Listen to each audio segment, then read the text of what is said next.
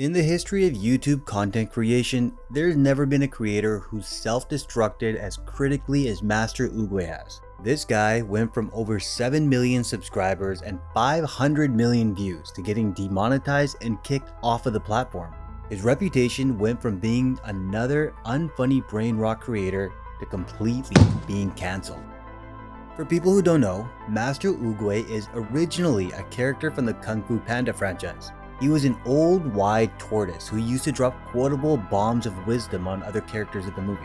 So what this guy did was basically copy Uguay's voice and post YouTube shorts with clips from the movie containing his voiceover in place of the original dialogue. If she looks at you for too long, she first must swallow your slot.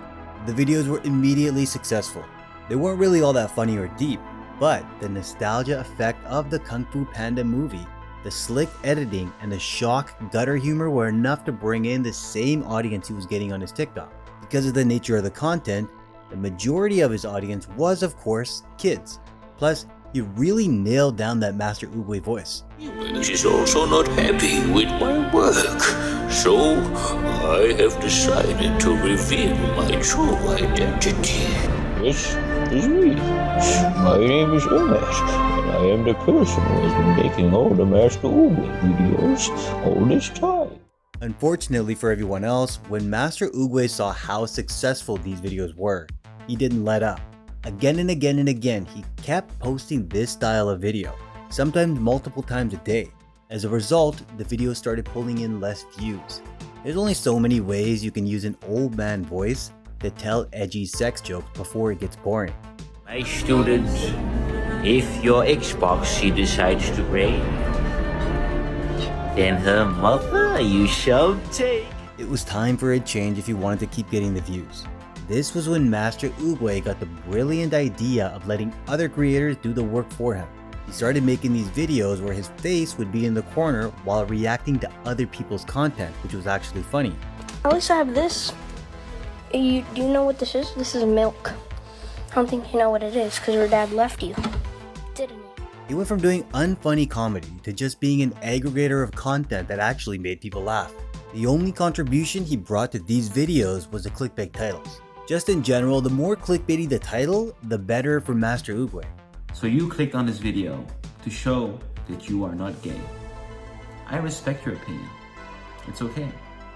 You clicked on this video proves that you are not gay. Now you can go on and live your life. Enjoy the nature. Touch some grass while you're not gay. If you were gay, it would be okay, but you choose not to be gay. This guy found a way to become more successful by doing even less work. He still used the Master Oogway voice in the Kung Fu Panda clips in his shorts. In fact, his profile picture all this time was Master Oogway. It's a miracle that DreamWorks didn't copyright strike him at any point. Around 2022, he started to develop an interest in putting out short comedy songs on his channel. Kung Fu Panda, my call, she said cuckoo. Just like his regular content, the songs weren't particularly funny either. Master Oogway had quickly become a cheap hack on YouTube. He'd make maybe 1 or 2 semi-interesting jokes, and then milk it over the next 2 or 3 months for about 100 videos, repeating the same thing over and over again. In addition to that, he also felt the need to automatically get edgier in his content since the edginess was a substitute for actual content. He suddenly developed this desperation to say the N-word, and then one day, he just casually slipped it into one of his shorts. Did bro just d himself? His own definition of edginess just seemed to be seeing how racist he can be without getting punished. He made a comedy skit 1 month later titled, "It's 2023 but slavery still exists." And this was where things started to go south for Master Oogway as his channel was demonetized just a month later. It wasn't even the first time he'd been hit with a warning like this, but he didn't learn his lesson then, and he wasn't about to learn it now. Oogway somehow managed to become even more low effort than he was before YouTube struck him. He made another clickbaity video titled, "If you don't click on this video, you like little kids." You clicked on this video because the title says, if you don't click this video, you like kids. This means that you don't like kids. which is an interesting opinion. I respect the opinion as well, and I think you made a good choice by clicking on this video. Because if you did like kids, it would be weird, depending on your age. I mean, I like kids as well, but, you know, in a normal way. I don't know what kind of way other you would like kids. Even with all that, Master Uguay was about to reach nuclear levels of trolling. He posted a song called Adolf Hitler Is Mine, where he says the N-word multiple times. Before that, he made another clickbait video called Saying the Actual N-word, where this time he actually literally says it. So, technically, since my great-great-great-great-great-great-grandparents are slaves, I am allowed to say it as well. So, I'm gonna say it for the first time in my life properly. Nigga. Guys, I'm never gonna say this word in an offensive way. I will only use it for comedic value, since I'm allowed to say it now. Needless to say, this dumb move torpedoed his channel pretty much instantly. He got demonetized again, and the Hitler song, as well as any shorts including the song, got straight up pulled from his channel. Around the same time, his account got banned on TikTok, and he took to Twitter to admit he'd lost his appeal. This was about the moment where Master Oogway would go just about 100% crazy on Twitter, endlessly ranting.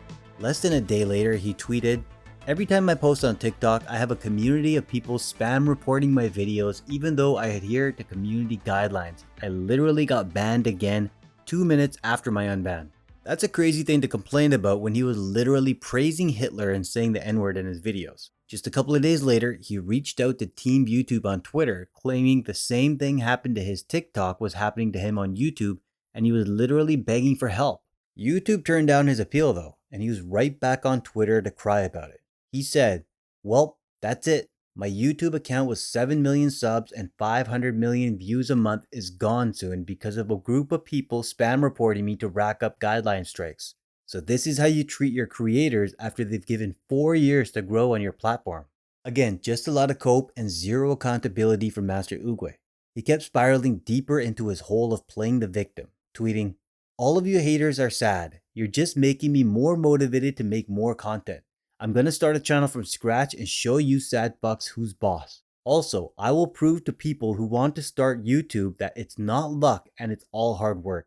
And I'm gonna double down on wokeism and make even crazier songs than I did before so I can hear you sad little haters cry again." At this point, he had lost the plot and his mind.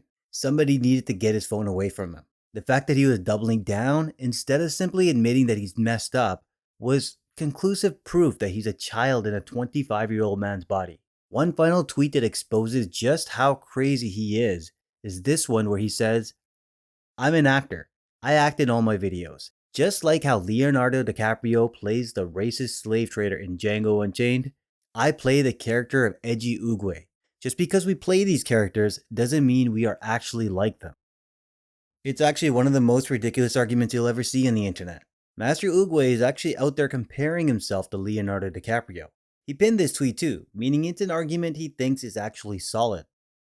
In one final act of desperation, he posted another troll video on his main channel, baiting an apology. But that wouldn't matter anymore as his entire channel straight up got deleted by YouTube. It was a massive L moment, and he did what he always does, which is to cry on Twitter about it. Hope you guys will reconsider this as I definitely changed my content for the better. It's funny that he's talking about improving his content for the better when he just continued to post the same garbage tier edgy humor. Let's take a look at one of those improved videos he made after his channel got demonetized. He made a song that was supposed to be an apology for the whole thing. I am truly, truly sorry. I made a severe and continuous lapse of my judgment. It was just a word. Chillax. I can't believe you guys got so upset.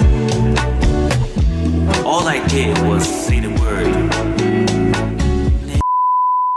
So he didn't change anything about his content when he had the chance to. If anything, he just doubled down and got worse. He's not sorry about anything that's happened either. He's disappointed he's lost his easy money making channel. He tweeted, "I've officially been cancelled. I appealed the ban but YouTube refused. Lost millions of fans that watched me and everything I worked for all over a silly joke. I want to thank everyone who watched and enjoyed my videos. I will now go on with my other businesses." If he himself thinks this is a silly joke, then why did he keep making it? What we got here, folks, is a man who's not sorry about a single thing he did, which he admits. All you guys that want me to apologize, I still ain't apologizing, you snowflakes. MF's crying over a word, grow a pair of balls. And that is all he does these days. Playing the tough guy on Twitter while rolling in his own self-pity and denial. Nobody's entertained by his unoriginal antics anymore. Even the kids who usually tolerate his content are turning against him. The worst part about all of this is that it was all completely unnecessary. If he had continued to make his low-effort content with no controversies, he'd still be raking in his money. But instead, he smashed the self-destruct button and he's refusing to take a step back and screw his head back on. This is the case of a YouTuber being so edgy that he slipped and fell off the cliff.